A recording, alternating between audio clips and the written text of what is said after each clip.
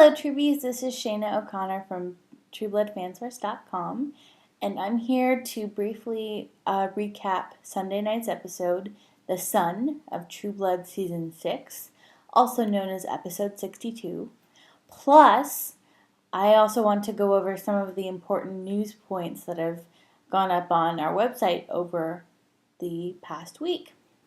So let us start with Dragon Con, since I just wrote something up about that yesterday and on Friday. Last week, if you happened to visit the site, you might have seen that I announced the first actors who are going to be at Dragon Con 2013, which is held in Atlanta, Georgia over the Labor Day weekend. This year, the dates are August 30th to September 2nd. Jim Parrick, who plays Hoyt Fortenberry, Janina Gavankar, who plays Luna, Tara Buck, who plays Ginger, and Kristen Bauer Van Straten, who plays Pam, will all be there. And then as of yesterday, the cast will also include Lauren Bowles, who plays Holly. If you haven't been to Dragon Con, I highly suggest that you go, because it's a wonderful, wonderful convention to go to. It is the oldest sci-fi and fantasy convention in the United States, I believe. And it's a great event to go to if you wanted to go to Comic-Con but couldn't for some reason, or just don't want to go to Comic-Con because it's a little bit overwhelming. It's wonderful to me because you get to see a lot of actors and creators from major television shows and from comics and from literature. They're heavy into literature. I noticed lots of authors are going. So you get to see all of these people, and then you get to meet them. You can go to the Walk of Fame. You can get their autograph. You can say hi. This is a wonderful thing that I know that I've done the past 2 years that I've gone. That's how I've met some of the True Blood actors. So it's a nice way to spend your weekend, so to speak. Lodging is the only thing that is significant for this convention in terms of it being a slight issue. You can still find lodging like around downtown Atlanta, but don't expect to find it in the 5 host hotels that host Dragon Con every year, because those sell out very early on before the convention. So if you want to go, badges for 4 days are $115 until July 15th, and then they will go up to $130 after July 15th, and they will also be available at the $130 price at the door. You can get more information from our website, TrueBloodFansource.com, on the events page, or under our events calendar, I should say. Or you can go to the category Dragon Con and 2013 and see all of the things that we've posted there. Plus, you can also see previous year's coverage of Dragon Con as well. Now, the next thing I want to talk about is something that I posted today. Ask Osceola caught up with Michael McMillan, who plays Steve Newlin. We have not seen Steve Newlin or his wife Sarah, played by Anna Camp, who is scheduled to come back. Apparently, they're both coming back this Sunday, and McMillan said that it's going to be a very tense reunion for husband and wife, and we're going to learn what has been going on between them in the past few seasons since we last saw them in season 2. Plus, Osceola also told us about a little mishap Anna Camp had on set that apparently landed her in the hospital as a precaution. She's totally fine, but they sent her to the hospital. So go to TrueBloodFansource.com. It should be on our homepage at this moment for more information. So, and the last thing I actually want to talk about before I move into our recap is our interview with Jamie Gray Hyder. I interviewed her last week after the season premiere, Who Are You Really? And in our last video recap, I teased that I would be interviewing one of the ladies who was involved in last night in the premiere episode Threesome with Alcide. She was one of them. And we actually had a very nice conversation.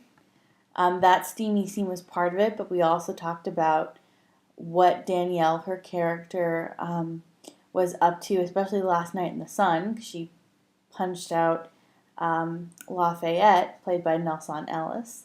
So she did live up to her expectation, live up to her teaser, of causing trouble. But we also had a very in-depth conversation about Stephen Moyer directing. I know I've written about, or I've at least read, some of the cast reactions to Stephen directing, but this is really the first time that we actually got a behind-the-scenes look, really, into what that was like from someone other than the very principal cast. So that was nice, and you can find that under exclusives, or you can find that under our slider on our homepage, which is at the very top, or on any of our other pages on this side.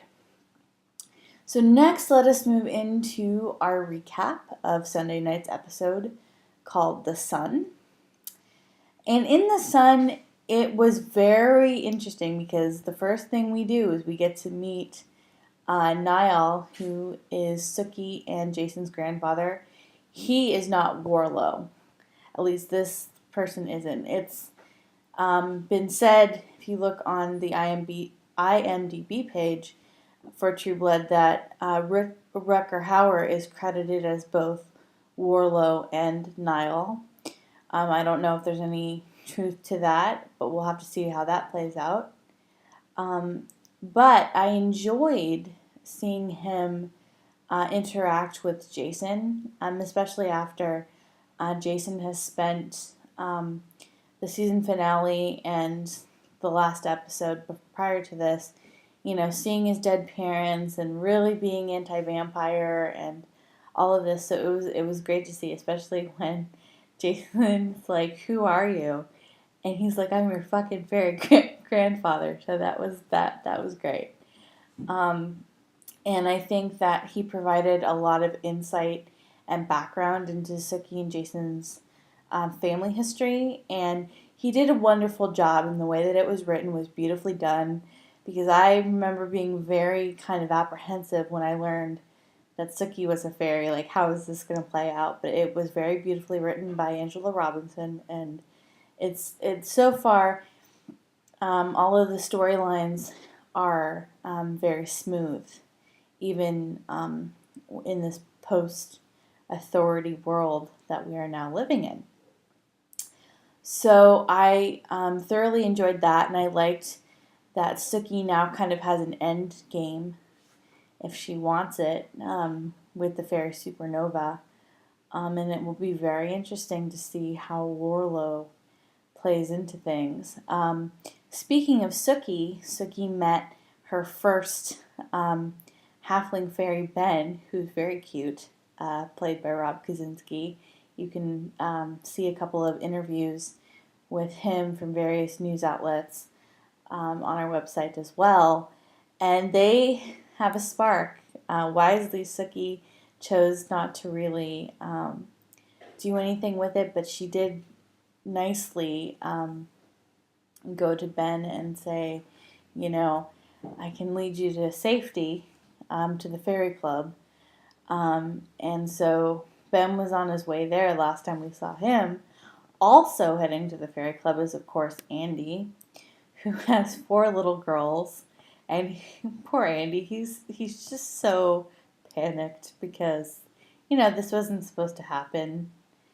And this is something he was totally not expecting. So he was calling for Morella to come around, but she didn't. So we will see how that plays out. Chris Bauer plays it beautifully, and I really kind of like the storyline he's been given, because even though it's very heightened with your fairy aspect or whatnot, it's still, you can still kind of relate to it, as if you've ever been around children and you've never, um, had a lot of experience with them, or you're a new parent, or whatever your situation may be. So I really like that.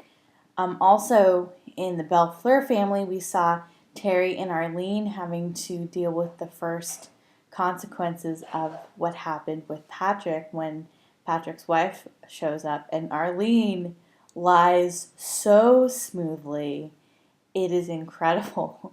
Because, of course, Terry can't do it. We see on Terry's face that he is just terrified to tell her anything, and Arlene just puts it on like butter, basically, and tells her that Patrick left with another woman and all of that. So that's all we saw of them, really. Arlene also introduced Nicole Wright, who walked in with her friends and who wanted to talk to Sam Merlot. And I like Nicole's character, because I think that she's a nice addition, considering that she wants to bring out the supernatural element into the real world. Now that vampires are out, she wants to bring shifters. And I can understand Sam's hesitation as well, because now he's got Emma to think about and taking care of her, and you have this human, or this character, who comes in and says, "You should really tell the world," and he's like, "What now? You want me to what?" I like her style, and we'll have to see where it goes from there. Speaking of Sam and Emma, Emma has been in the care of Lafayette in what has to be the cutest scene in the world, with Nelson Ellis dressed up with the actress Chloe Noel as they're having a little tea party, which was very cute. I don't know if I necessarily agree with the kidnapping aspect. I mean, why can't everybody just kind of work together here? Because everybody's in danger. It's not just the werewolves, it's not just the vampires, it's not just the shifters. Everyone who has some sort of supernatural element, has cause to be worried right now. And I really thought that there was no need for Danielle to punch Lafayette. I thought that was a little excessive. It was exciting to see Jamie Gray Hyder really get something to do, but I didn't quite see that plot point, and I don't know if I really like Alcide becoming so much of a jerk, but I guess par for the course, because that is what he's like kind of in the books. Another scene I liked was, of course, Tara, Pam, Eric, and Nora.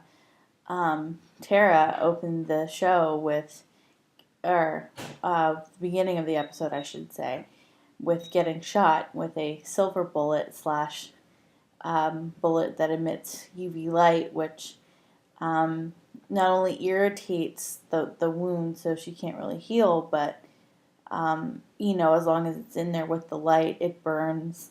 She can't heal till it's removed. No one can touch it, so Eric actually has to get it out with a piece of glass.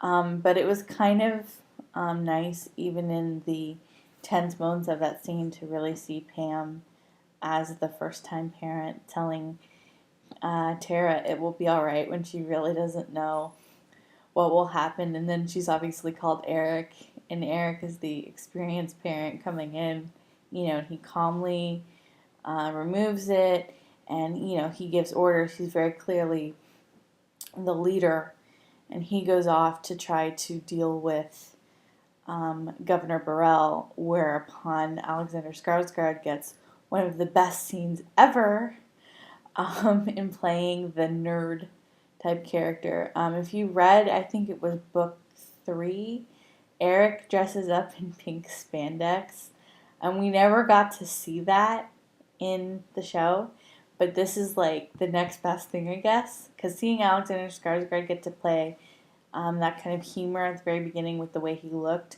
but then also have that conflict with Governor Burrell, and really that toughness was great. And then having the scene finish off with Eric trying to glamour him, and then you find out that the humans,